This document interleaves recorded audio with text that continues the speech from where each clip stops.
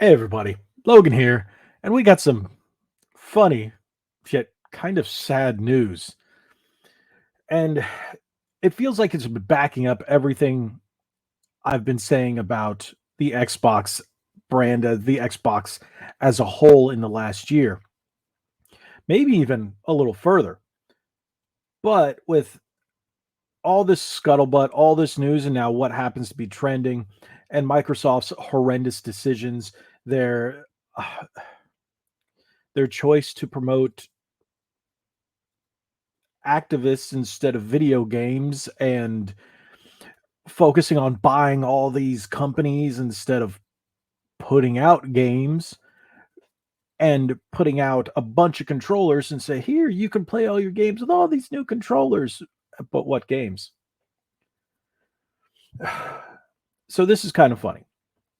And of all places, it comes from Pure Xbox. Let's take a look. So, no Xbox begins trending on Twitter as another game skips the platform at launch. Now, I saw this yesterday, day before. I didn't think much of it and I just kind of got a chuckle. And then more and more and more and more started coming out. And it's just kind of sad. It's this seems to be Microsoft's deal these days. No games.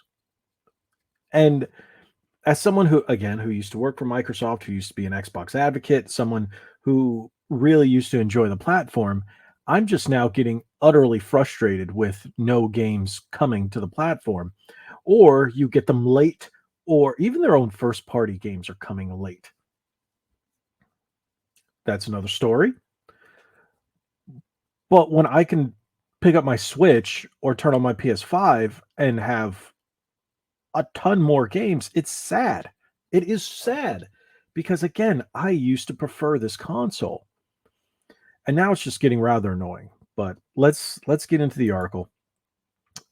Like I said, no Xbox begins trending on Twitter. This is starting to become a serious problem. Yes. So the article reads, we saw plenty of great Xbox announcements following this week's Nintendo Indie Direct event, but one game that was notably missing was Oxenfree 2, which has now been announced for pretty much everything except Xbox.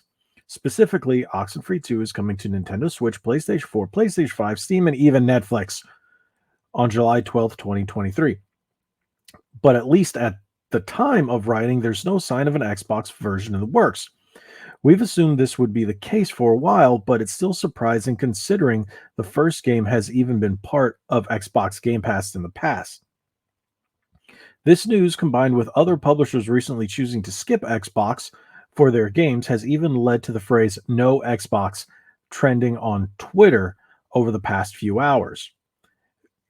Gaming trending, no Xbox. Yeah, when I saw this is now, I think, from the 19th or the 20th. And today is the 21st as of recording. So they're going to go over a couple tweets. And, depending on where you are on Twitter, what you see, you're going to see different ones. But this is ones they pulled up. Seeing no Xbox as trending topic is worrying in the case of optics. A noticeable string of games not coming to the brand/platform is eyebrow raising. Not like the brand is dead, far from it, but confidence levels aren't exactly high either. That's perfect. That's exactly what I'm saying. Because, the Xbox Series X and Series S are selling well. Not as well as the PlayStation 5 or Nintendo Switch, but hey, you can go walk into any store, any retailer. I've seen Series X and Series S's littering the shelves these days. Well, Series X you see one or two, but Series S's, they're all over the place, so you can readily get them. And from my understanding, sells pretty good, especially on the Series S. So why wouldn't Microsoft make sure these games come to their platforms? Maybe they spent too much money acquiring certain developers, or maybe their legal troubles, or who knows, but that's all just speculation. Looking through these no Xbox tweets, a lot of them are obviously focused around Oxenfree 2, as you'd expect, but others are also highlighting the lack of release a Final Fantasy Pixel Remastered series, and some are also pointing towards the game called Trip World DX, which is launching on PS4, PS5, Switch, and even Game Boy Color. What got my attention was Final Fantasy Pixel Remaster because I'm I'm a Final Fantasy guy and I follow them on Twitter and all that other stuff. And then I went, wow, it isn't coming to Xbox. I got to switch. I just went, I got to switch. So I just kind of scrolled by. But then these other tweets, Oxenfree 2 is coming to Netflix, but not Xbox. Lol. WTF is going on? Forget they got purchased by Netflix, but even still, it's coming to every platform except Xbox. This keeps happening. Okay. Like, why is there no Xbox version? And this is the reason why I don't support Square Enix anymore.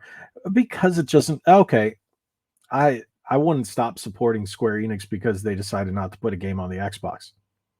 I've covered this quite some time ago and in multiple videos.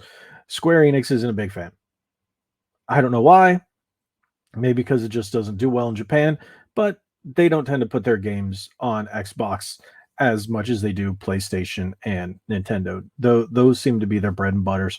So yeah, if you're only playing on Xbox, maybe you should think about getting a Switch or a PlayStation. I'm just saying, if you want to play everything, or shoot, even PC, because you're going to get more of these games on PC. And that's another argument people can say, well, then it's on an Xbox or it's on a Microsoft platform. Yeah, no, Steam's, there's stuff. But hey, how on earth is this on Game Boy but not on Xbox? Lol. Yeah, I saw that. But it's not like I buy from Limited Run anymore. The Oxenfree 2 news isn't a good look for Xbox, but who knows, we might end up seeing it on the platform before the year is out. So let's not get too downhearted just yet. There definitely seems to be a trend where a few publishers are skipping Xbox in certain games right now, though, particularly when it comes to Square Enix. As mentioned, there were still lots of great reveals for Xbox last night. Excuse me. And you can check out those below. Blah, blah, blah, blah, blah. Okay.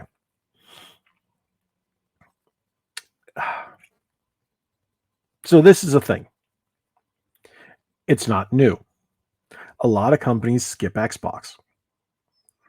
Why? From playing Xbox and being an Xbox guy as long as I was and have, it just, the install base is kind of dwindling.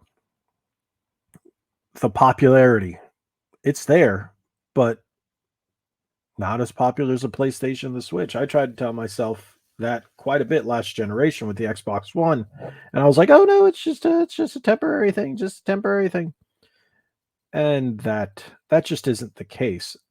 Um, I think Microsoft and the Xbox team really need to change their focus and focus on the gamer, focus on normal people, focus on people who buy video games, and focus on good games, bringing games to your platform, not trying to change to fit a small portion of who knows if they're even your audience.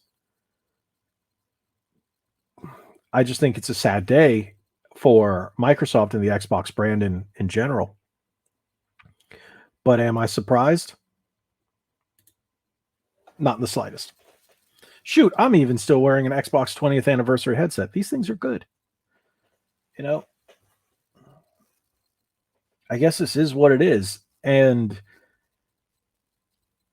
the only thing I can say is if you like Xbox, continue playing Xbox.